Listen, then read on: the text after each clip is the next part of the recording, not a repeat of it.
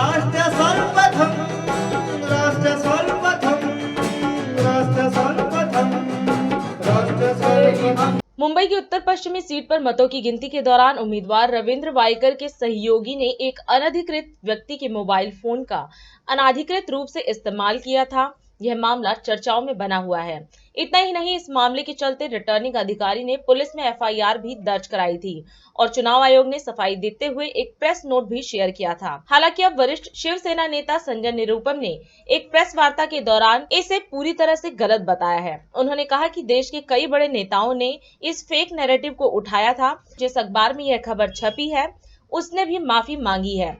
ऐसे में उन नेताओं को भी माफी मांगनी चाहिए जिन्होंने इस गलत खबर को आगे बढ़ाया। एनडीए के उम्मीदवार को हराया गया और एनडीए के उम्मीदवार को 48 वोटों से जिताया गया। ये सरासर गलत इंफॉर्मेशन थी। पहली बात तो ये कि मोबाइल के जरिए ईवीएम ऑपरेट नहीं होता, यह एक तकनीकी तथ्य है, सत्य है। दूसरी बात ये कि ऐसा कोई ईवीएम नहीं है जो किसी मोबाइल को ओटीपी दे और उस ओटीपी के बाद उसको अनलॉक करके उसको ऑपरेट किया जा सके या हैक किया जा सके। ये सरासर बकवास है और इस बकवास को पूरे हिंदुस्तान के बड़े बड़े नेताओं ने, विपक्ष के नेताओं ने जिस तरीके से उठाया और एक फेक नैरेटिव को राष्ट्रीय स्तर पर प्रचारित किया, वो इस बात का सबूत है कि भारत में विपक्ष की राजनीति कितने निचले स्तर पर उतर गई। आज हालात ये है कि जिस अखबार ने ये खबर छापी और जिसकी वजह से पूरे देश में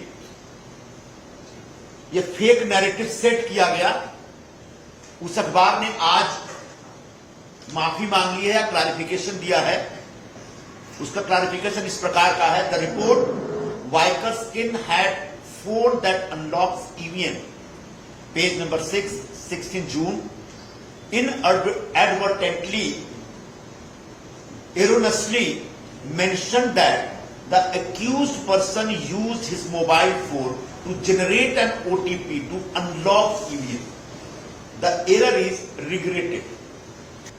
उस अखबार की जो झूठी खबर थी, उस खबर के आधार पर, उस खबर को उठा करके देश भर के नेताओं ने जिस प्रकार से ट्वीट किए और बयान जारी किए, स्टेटमेंट दिए, हमारी पहली मांग यह है कि उन सारे नेताओं को माफी मांगनी चाहिए। तो पूरा का पूरा विपक्ष कैसे एक झूठी फर्जी खबर के चपेट में आ गया और कैसे जैसे हमेशा भारतीय जनता पार्टी और एनडीए के खिलाफ, शिवसेना के खिलाफ वो एक दुष्प्रचार करते रहते हैं, प्रचार करते रहते हैं, उस अप्रचार को बढ़ा चढ़ा करके आगे किया। उसके लिए उन सबको माफी मांगनी चाहिए, ऐसी हमारी मांग है। यह विषय इतना सिंपल और राजनीतिक नहीं है। इस विषय को बड़ी गंभीरता से समझना पड़ेगा क्योंकि ये एक बहुत ही संवेदनशील मुद्दा है। भारत में एक बहुत ही रोबस्ट लोकतंत्र है। भारत की लोकतांत्रिक परंपराएं बड़ी समृद्ध हैं।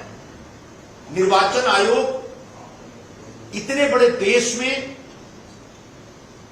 60-65 करोड़ मतदाताओं को मोबिलाइज करके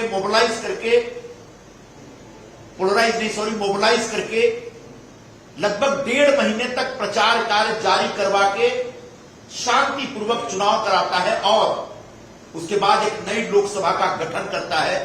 ऐसे निर्वाचन आयोग की तारीफ करने के बजाय, अपने लोकतंत्र की, अपनी लोकशाही की जय जयकार करने के बजाय जिस प्रकार से पूरा विपक्ष इस अखबार की एक फर्जी खबर के आधार पर पूरे देश के लोकतंत्र को और निर्वाचन आयोग के कामकाज को बदनाम किया, उसके लिए उनको माफी नहीं दी जा सकती। उनको स्वयं सामने से आके शर्मसार होकर के माफी मांगना चाहिए, ऐसी हमारी मांग है।